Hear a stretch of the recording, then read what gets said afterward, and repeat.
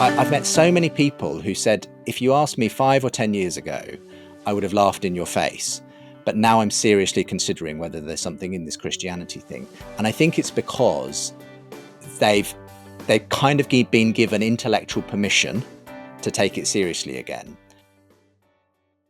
Welcome to the Stetzer ChurchLeaders Podcast, where we're helping Christian leaders navigate and lead through the cultural issues of our day.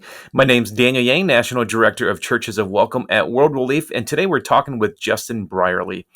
Justin's a UK broadcaster, writer, and speaker who's hosted the Unbelievable Show and the Ask NT Write Anything podcast for many years. He's currently the host of the Re-Enchanting podcast, as well as a newly launched documentary podcast series named after his latest book, The Surprising Rebirth of Belief in God. Now let's go to Ed Stetzer, Editor-in-Chief of Outreach Magazine and the Dean of the Talbot School of Theology. Yeah, so I enjoyed this book, and I think it's, I want to talk about some of the questions that are there. I recently talked a little bit about this in a sermon at Mariners Church, where I serve as a teaching pastor. And of course, Alice McGrath has a book that's sort of in and around this lane. And so the question is, I mean, again, the thesis is, and again, the thesis of the book is that there's a surprising rebirth in the belief of God. And we've seen this some on social media when I unpack this, but we have to sort of, because our audience is pastors and church leaders, not necessarily people who are all apologists or kind of aware of things like new atheism and things of that sort. So let's go back a bit to those who might be unfamiliar, which probably most people who are not engaged in this conversation. What's the new atheism, and what happens in the mid to late 2000s in and around the new atheism? Well, new atheism was really a phenomenon, as you say, around the mid-2000s, kind of very much on the coattails of 9/11 and the sense that religion might be bad for us, and was led essentially by arguably four key people, Sam Harris, Richard Dawkins, Christopher Hitchens, and Dan Dennett. These were public intellectuals who had a big platform, and they wrote these best-selling anti-God books. Became very popular. There were lots of speaking tours. It was quite a kind of publishing phenomenon, a media phenomenon. You may remember in the UK, we had the atheist bus campaign saying there's probably no God, now stop worrying and enjoy your life. These were red London buses circulating the capital. And I guess maybe the equivalent in the US was the Reason Rally in 2012, where we had lots of secularists and atheists turning up on the Mall in Washington, D.C. just to champion for science and reason and effectively to ridicule religion. And that was an important part of the movement. It wasn't afraid of being very brash, confident, derogatory. And so this was kind of, just what the atmosphere was when it came to the public conversation on faith. And I suppose was part of that milieu, speaking to a number of those folk who were those more militant kinds of atheists in the mid 2000s onwards. Yeah, and it was. I would say in some ways it was bigger in the UK. I mean, most people weren't familiar with that rally. That maybe their major thing might have been seeing the Bill Maher Religulous, I think was the Religulous, and that was 2008. And statistically, I make the joke about the rise of new atheism. You said it was a rise of publishing and conferences, and it was because statistically we didn't see a big bump in atheist people who identify as atheists. Now I don't know if it's the same in the UK, but Americans perceive atheists negatively. They have a negative view of atheists, so people tend to be less likely to identify in that way. Maybe agnostics a little safer, or just the nuns and nothing. So I made the joke that I think all the Christians were buying those atheist books to find ways to answer them. But there's still a lot of people who are moved in that space. You might be right there. You might be right. I mean, certainly the God Delusion, I think, sold over 3 million copies. So it did well. Yeah. And as I say, that it was a publishing boom of sorts, a mini one. Sure. In no genre. question. And I read it, and all my Christian friends read it. Yeah, and I think at the time it was kind of cool and edgy in a way. I think now looking back on it, it feels a little bit passé and a bit obvious almost. But at the time, it did feel kind of cool, and you were kind of in the cool gang if you were kind of being snarky about religion and doing that Bill Maher stuff and all of that. So I think that was where the energy was, at least in some kind of cultural elites. As you say, it can look different on different sides of the pond, but I definitely noticed it here, and certainly in certain parts of America.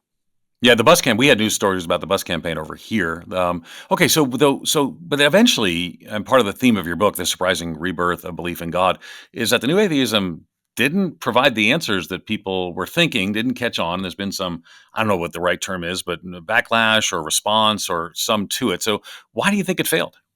Well, I think there's a few different reasons. Firstly, there was a kind of an internal meltdown, and I kind of document this in the first chapter of the book. Basically, once the new atheists had agreed that God didn't exist and religion was bad for you, they really couldn't agree on much else thereafter, because suddenly they began to have all kinds of fallouts over where their movement should head. There was one faction that wanted to take it in the direction of so-called atheism plus, which meant, yes, atheism plus a commitment to feminism, LGBT rights, certain social justice movements, and so on. And others, like Richard Dawkins himself, who felt this was just political correctness and we just needed science and free thinking. So there were some pretty big bust-ups, actually, within the new atheist community, to the point where a lot of these figures were unwilling to share platforms with each other. A lot of atheist conferences were getting cancelled. And a number of the leaders of the new atheism themselves got tarnished with sort of accusations of misogyny and homophobia and transphobia and all the rest of it. Even Richard Dawkins himself famously had his Humanist of the Year award rescinded in 2021 because of his, doubling down on transgender ideology and so on. So it was an interesting to see that the internal disputes that kind of led to the movement somewhat unraveling. But beyond that, Ed, I'd say it did actually fail, as you say, to answer people's questions ultimately. I think science and reason, they're great for some things, but they won't ultimately give you a reason for living or getting out of bed in the morning. They're not there to tell you what the purpose of your life is. And I think people still had those questions bubbling away, and they didn't go away. They didn't get answered by, the wonder of science. And that's where I think you saw a lot of people kind of on the heels of new atheism as it began to wane, start to raise those questions in a meaningful way for people again, and potentially point them in the direction of religious answers. Justin, I'm sure you heard a couple of weeks ago, Dawkins came out, talked about how he sees himself as a cultural Christian and even bemoans the decline of Christian culture. Can you explain why he's saying that? I mean, your thoughts around that? Yeah, it's a fascinating shift, isn't it? And I've seen Dawkins himself mellow an awful lot since the heyday of the new atheism. I had him on my Unbelievable show a few years ago in a conversation with Francis Collins. And what was noticeable about that was that his tone had really changed. He was far less bombastic, far more open to a civil dialogue, even treated Collins as a friend in many ways because of the kindness he had shown to their mutual friend Christopher Hitchens during the time of his cancer diagnosis. But what I've noticed with Dawkins and many of the new atheists is that I think what they've realized is that we're all inherently religious, actually. And if we don't get religious about Christianity or institutional religion, we will get religious about something else. And this is a good example when he got his Humanist of the Year award stripped from him because of his sort of being anti kind of transgender ideology. And I think what he's recognized is that things like that kind of do serve as a new kind of religion to many people. When they lose the Christian story, they will replace it with some other sacred story. And for many people, it is a story around sexuality or gender or identity, just as it can be, on the right wing, a mythology around politics or something else. And I think Dawkins has just come to realize, well, actually, we're religious whether we like it or not. And I think he's realized that in some ways, Christianity is the most benign of all the religions out there, including some of these ideologies and so on that he's had to confront. And so I think that's why he's softened and says, actually, I'm happy to call myself a cultural Christian, because I think even Richard Dawkins has come to recognize that Christianity has actually been quite good for us in various ways. It has some benefits, even if he doesn't believe it's true. So it's been interesting to see that shift. Yeah, and it's probably important to note. I mean, anthropologists have just assumed that religion is a universal human constant. We've never found an unengaged, discovered culture that doesn't have some expression of religion. You can eventually get out of that, when atheism becomes ascendant. We saw that in other places. We saw Albania once announced that it was the first world's truly atheist state. But every culture has religion until it talks itself out of it. So the question then is what? Now, again, for me as a Christian, I think they're all shadows or reflections of the true reality of the good news of the gospel. So why do you think you're seeing this happen? And maybe I'll start with this. What led you to start looking at this trend of secular thinkers becoming open to Christianity? I guess I first really started to take notice of this in around 2017, 2018, when Jordan Peterson, of all people, was seeing thousands of young men turning up for 3-hour lectures on the book of Genesis. And I started to hear talk of this, somewhat strange psychologist from Canada attracting all these young men. And I got intrigued, and I eventually invited him to come on for a discussion. And when he came on, opposite an atheist psychologist, Susan Blackmore, he sounded for all the world like a Christian apologist, because he was talking about the way in which we can only think about human freedom and value in terms of Genesis and being made in the image of God. But of course, Jordan Peterson isn't a Christian, as far as I'm aware. He kind of struggles with the whole God thing, but yet he was directing all of these seekers, these meaning-seeking millennials and Gen Z, towards the Christian faith. Yes, in a slightly abstract, Jungian, psychological way, but nonetheless, he would seem to be opening a door for them. So I was fascinated by this, because this is certainly someone who was essentially attracting the same audience as had been turning up for Sam Harris and Richard Dawkins.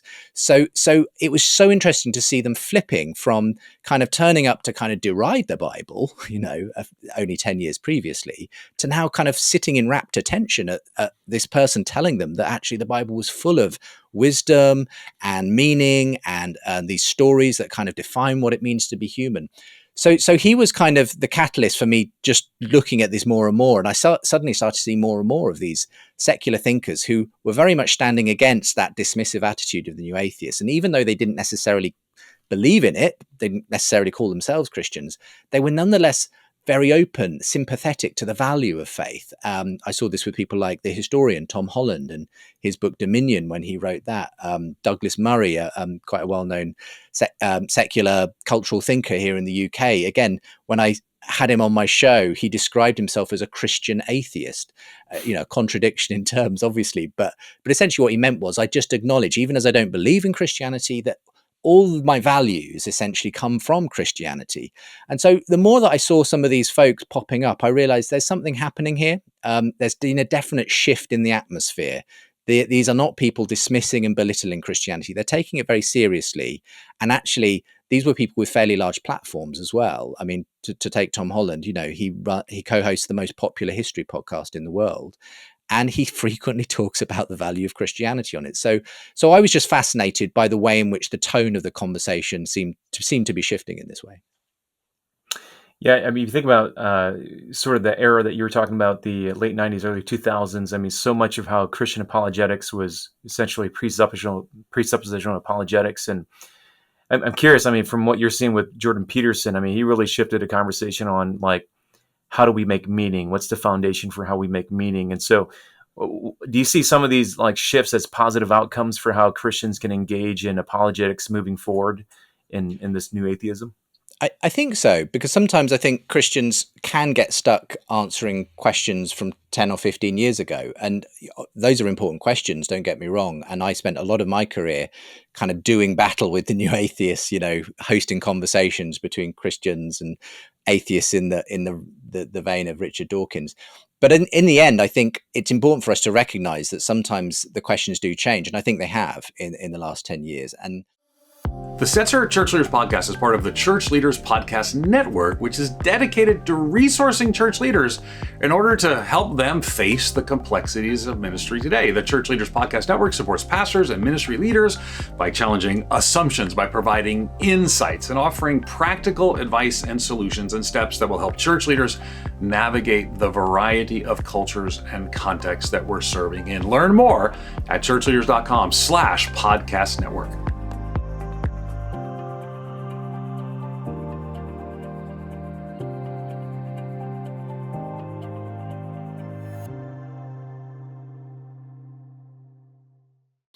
You're much more likely now, I think, to find that it's these existential questions about meaning and purpose that are far higher on people's, I don't think people are waking up in the morning and saying, I need a philosophical proof for God or 5 reasons the resurrection really happened.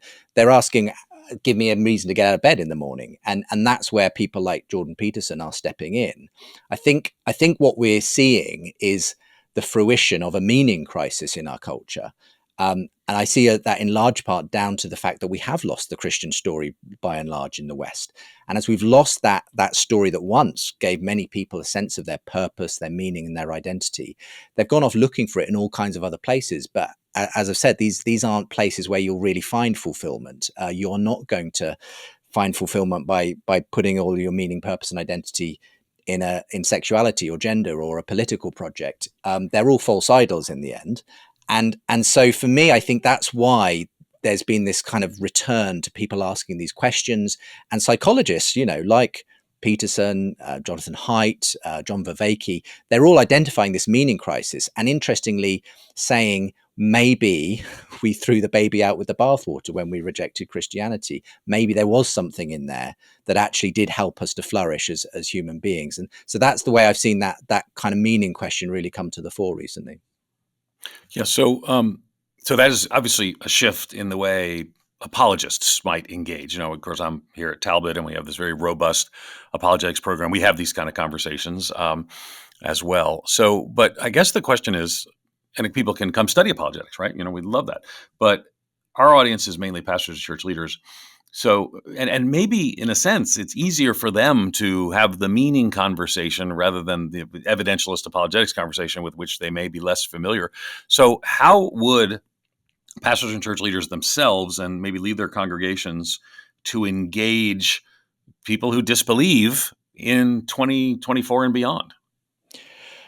I think it is about learning where they're at. And for me, I think Blaise Pascal, many centuries ago, put it quite well. He said, I think it was something like this, show good men that they wished Christianity were true, and then show them that it is. So I think there's a sense that we need to create a compelling story again for people of Christianity. We need to engage their imagination as much as their reason, if you like, and show them why the things that they're lacking in their life, the longings, the hopes, the meaning crisis, the depression, whatever it is ultimately answered in the Christian story.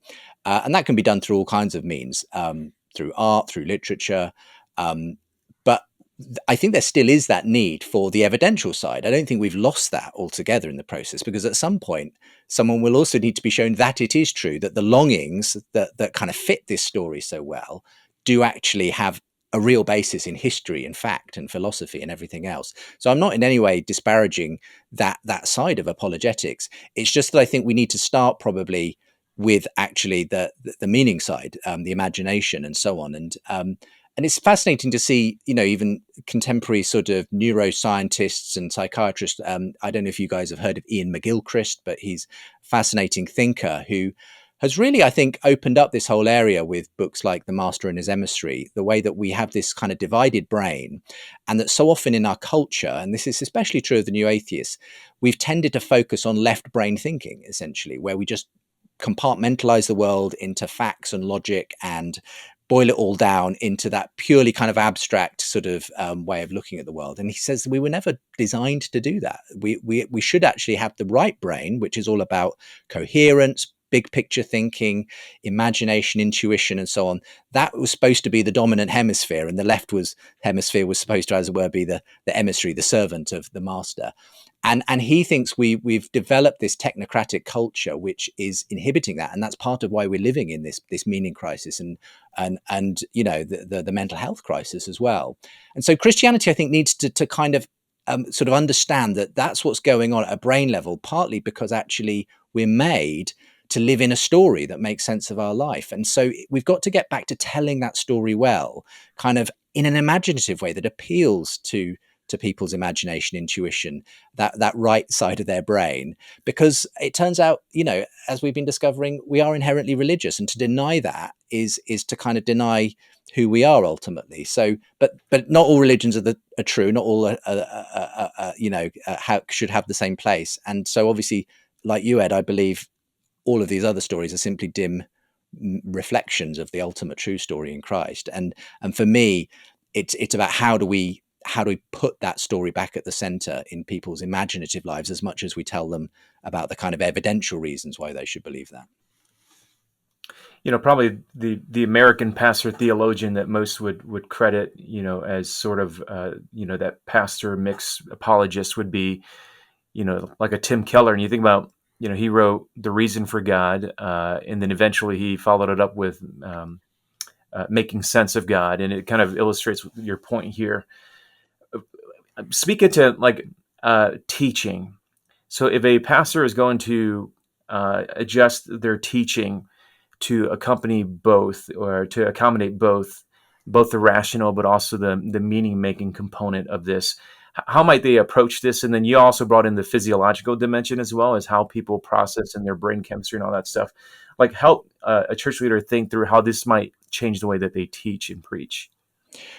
I think a lot of church leaders are doing this without necessarily having been told to do this, but I think people respond to story really well, and I think we need to major on that, major on people's stories, on the way in which story can bring across truth in ways that kind of the cold hard facts and logic can't necessarily. I think it's why Jesus obviously spoke in parables all the time, because we receive stories in a different way. So I think it's about that, making sure that we engage people in. And sometimes we have the worry, don't we, the incipient worry that if we describe everything as story, we actually mean fantasy, made up fairy tale or something.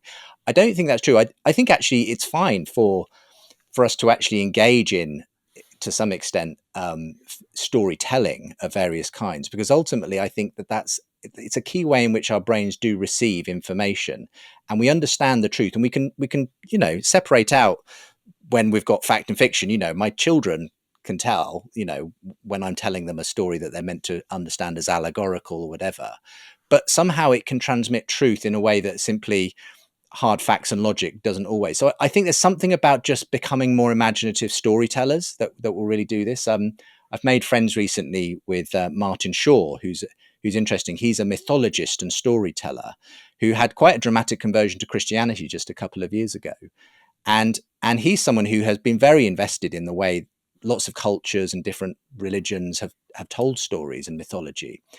And he thinks it still is the way in which people understand truth, the way they, and he's not afraid of kind of engaging all those different traditions, because he sees that actually it all points back to the ultimate storyteller and the ultimate point of the story, Jesus. And for me, I think there's something in that. People are craving that sort of, that the imaginative part of their brain to be stimulated again. And I think we can do that in church in all kinds of interesting ways.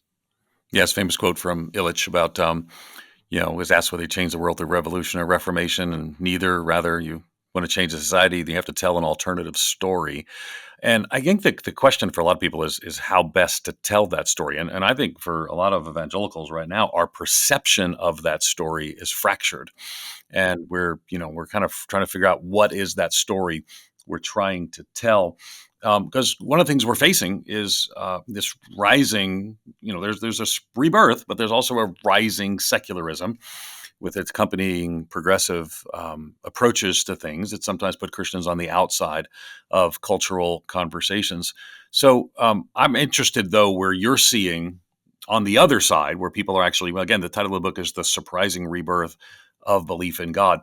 Tell us some of those stories. I mean, what are you seeing, and how are people responding? Because I think that would encourage a lot of our pastors and church leaders. Yeah. I mean, it's interesting because since I wrote the book, there have been stories I've discovered and come across that kind of have been confirming the thesis as I've gone along. But one example of that is, I'm sure you're aware of this story, when Ayaan Hirsi Ali declared herself a Christian back in November. Now, Ayaan Hirsi Ali, at that point, probably the best known female atheist in the world. She was very much part of the new atheist cadre of speakers.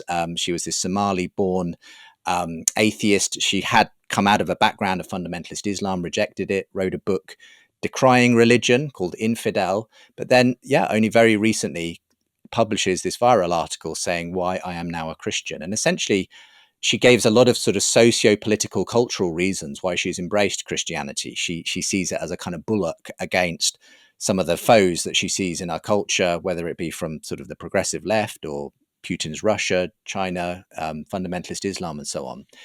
And a lot of people kind of, said, well, this is just a sort of purely political kind of conversion. But actually, she then did an interview where she talked very personally about the kind of meaning crisis she had experienced, being very depressed, trying to fix it. And eventually her psychologist saying, you're spiritually bankrupt. And she said, well, can't believe in God. The God I was raised with was a monster. And the psychologist told her, well, what kind of God do you think you could believe in? And she started to describe the God she might be willing to believe in. And she said, as I described that God, I realized I was describing Jesus. And she said, well, I probably best not invent a new God. Why don't I look in at this one? And so she started going to church with her husband, Neil Ferguson, who's quite a renowned historian himself.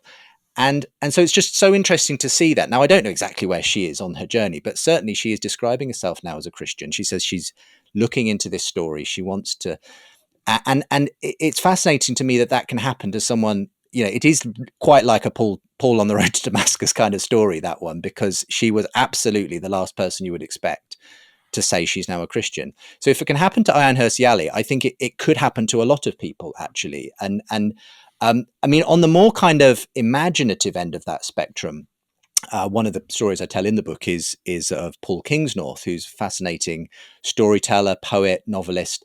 And he, again, has an amazing story of really rejecting Christianity in his childhood. He sort of went through a teenage atheist phase, but was always interested in nature. He was very connected with nature. He kind of went on to have a career in essentially environmentalism. But he was always looking for something more. And he went through various stages of Buddhism, sort of trying to look inwards to find that sense of meaning and purpose. Didn't find it there.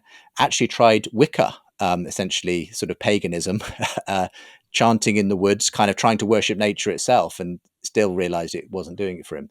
And finally, he ended up having some really extraordinary experiences, some dreams, even his wife coming out and telling him over dinner out of the blue one day, I think you're going to become a Christian. All kinds of people coming out of the woodwork. And he says he sort of got dragged kicking and screaming out of Wicca and became a Christian. And again, it was the last thing he expected. It was very surprising. But once he was there, once he saw it from the inside, he realized it made sense of the whole search that he'd been on.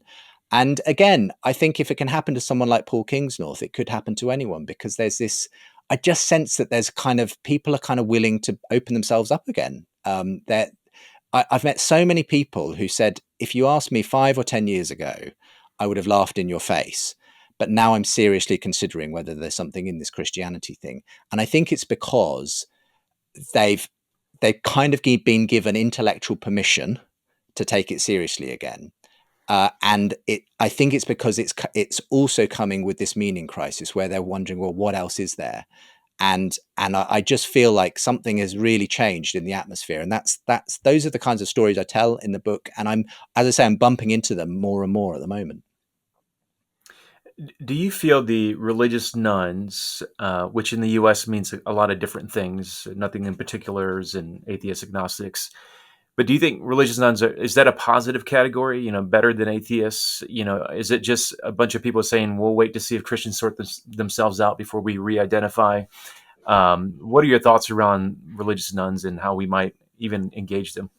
I think it will depend as well on the demographic within the nuns that you're talking about, because I do think there is a certain type of slightly older nuns, kind of the later millennial end of that spectrum, who kind of think they know what religion is and have kind of rejected it more consciously than people at the younger end and the Gen Z kind of nuns. Because I'm seeing some really interesting research, certainly here in the UK. I think it's borne out elsewhere, that especially in a younger demographic, there is a real openness towards spirituality and even Christianity. People who say, yeah, I would absolutely go to church if someone just asked me. And so I think it's interesting. I think you are actually seeing a lot more openness in the younger end of that nuns than potentially you might be seeing in the older end, where they think they've kind of done the Christian thing, or they've been exposed to it and it's kind of inoculated them against the real thing, if you like. So I think it depends where you're looking. Again, I'm seeing some really interesting stuff happening.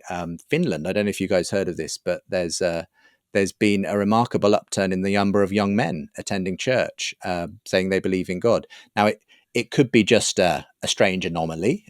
We haven't seen similar results yet from other countries of that kind. But again, it just gives me pause for thought. And I just wonder if there might be a sort of new openness, especially among young people, and interestingly, very specifically men. And I've got to say, this phenomenon that I've chronicled does seem to be primarily happening among men, interestingly.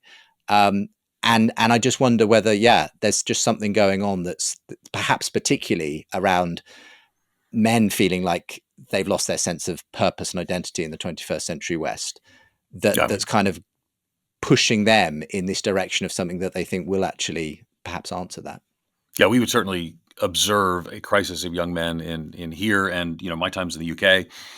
We just very much see in the West a crisis of young men that people, are drawn to a Jordan Peterson. They're also drawn to an Andrew Tate, and so Exactly. But it's interesting to note that early on you mentioned that just casually in passing that a lot of the people who were attracted to the new atheism were young men as well. So maybe last question for me is, how can, with what you're seeing, and you're particularly focusing or mentioning how it's connected to young men, how can pastors and church leaders engage young men who are questioning their current role in society, the failures of the modern experiment, and so many other things, and who are searching for meaning, might find much of it in Jordan Peterson, and we see his wife become a Catholic and his daughter become a self-identified Christian, but him not. But at least at the time of this recording, we're all sort of waiting, I think, for Jordan Peterson to make that step. But so, what would you say for pastors and church leaders in light of this? Again, the title of the book, just so everyone remembers, is "Surprising Rebirth of Belief in God." But let's end it on a young men theme. How does that relate? How does that connect? And what can pastors and church leaders do? I think we need to give a challenge. Now, this needs to be done right. I'm no fan of a kind of cardboard cutout macho version of men's church, but I do think that men are wired differently, in general, to women, and that there is something about the way in which men get challenged that makes a difference. There's something about I think the kind of the intellectual challenge that's there, that the people who are turning up for Jordan Peterson or listening to Joe Rogan or whatever, that there's a kind of sense, in these very male-dominated YouTube type circles, that people want some kind of intellectual challenge and pushback and bite, and so don't be afraid of offering that. I think in church, don't be afraid of kind of ratcheting up kind of the intellectual side of things and challenging people to kind of raise their game in that way. But don't.